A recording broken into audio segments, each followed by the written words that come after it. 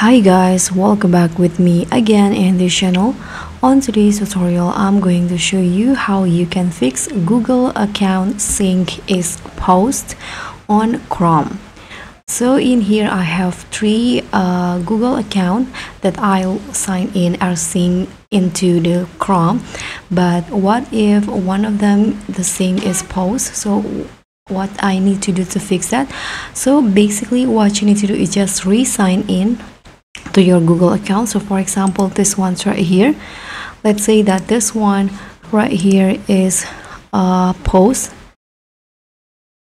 So what you need to do is just re-sign in again to your Google account. So you can just click on your profile at the top and you can just click on turn on sync again or sign in again like this. So you need to add your email again in here,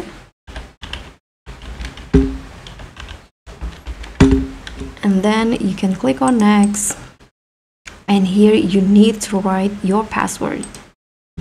So after you enter your password, you can tap on next again, and here click on yes, I'm in, and just like that, now the sync is on. So that's all for me. Thank you so much for watching. Don't forget to like, comment and subscribe also.